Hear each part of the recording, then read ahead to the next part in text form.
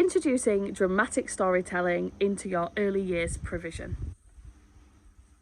I was lucky enough to have been on the Purposeful Provision podcast alongside host James Tunnell of Nursery Nook Training and Consultancy. The main subject of conversation was storytelling. My background is in drama, and something that came quite naturally to me when I came into the early years sector was to implement that into my everyday practice. But it doesn't come as naturally to everyone. So when I was chatting to James, we came up with a bit of a step-by-step of how you can start to introduce this style of pedagogy if you're a beginner.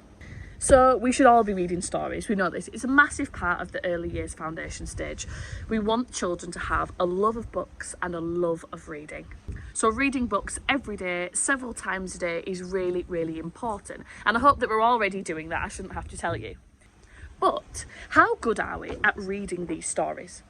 Because if we're just going through the motions when it comes to reading a story, the children aren't going to get as much out of it. And yes, doing this, you might still find that you have children that love books and love reading, but it can go so much further than that. And here's how. Start with small things, your facial expressions, your voice and your body language. Really, really simple things that we all learned when we were in drama in school. It's the really simple techniques that work the best. When you're reading a storybook, I imagine you'll be holding it out so that you can read it to them. We should not only be looking at the book, but be taking our time to look at those that we are reading to as well. That means that the children are not only looking at the book, but they're looking at your face. So you've got the perfect opportunity. You need to use your facial expressions. Don't just read the book and go through the motions. Allow your facial expressions to mimic how you think they or the characters should be feeling when reading this book. There isn't a one-size-fits-all. I can't tell you exactly how to do it for every book. But starting to include facial expressions, body language and sound effects as and when you can is a really good way to enhance your storytelling. You might find that more children want to sit down for longer and that they have more interest in reading further books after that one. Now, the next thing I would say you need to do is just embed this. And by that, I mean be really, really good at it. Practice makes perfect after all. If this is something you haven't done very often before now, and it's not something the children are familiar with, it will take time for them to understand what their role within that is. So for this reason, you do need to take your time over a number of weeks and months to build familiarity with this style of storytelling.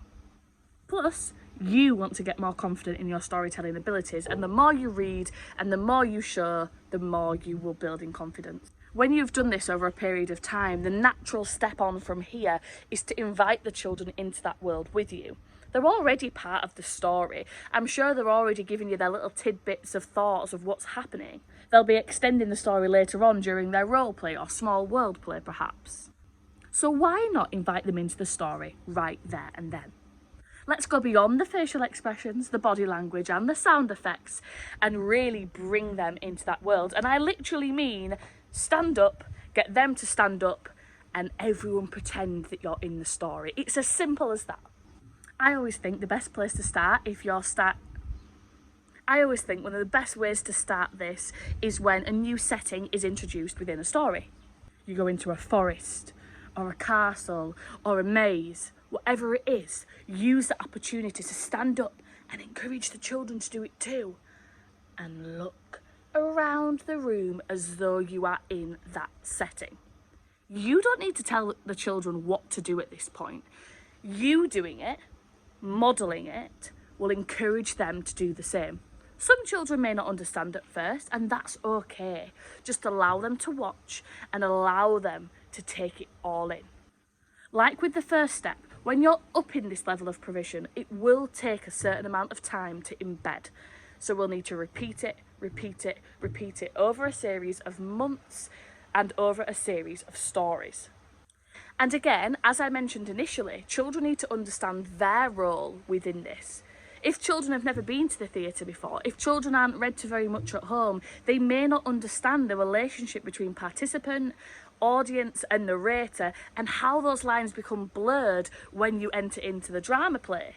Now, when you do bring it to life, Don't be afraid to deviate from the story slightly. I sometimes allow the children to have their ideas before reining it back in and reading the text. The children do tend to understand that when you look back at the text and read it, that we're revisiting that story and going back to that moment as opposed to where they just led you through their imagination. You'll be surprised how the children don't need any instructions or rules in order for this to work really, really well. But that being said, the embedding of this is the most important part. And once you're doing this confidently, you can start to use drama pedagogy throughout your whole provision. Everything will feel so much easier, and hopefully you'll start to realise that it wasn't so scary after all. If you would like to listen to the Purposeful Provision podcast that I mentioned in the introduction, head over to wherever you get your podcast and you'll find it there. I'm on episode 1 with James Tunnell, and let me know what you think. I hope this was helpful.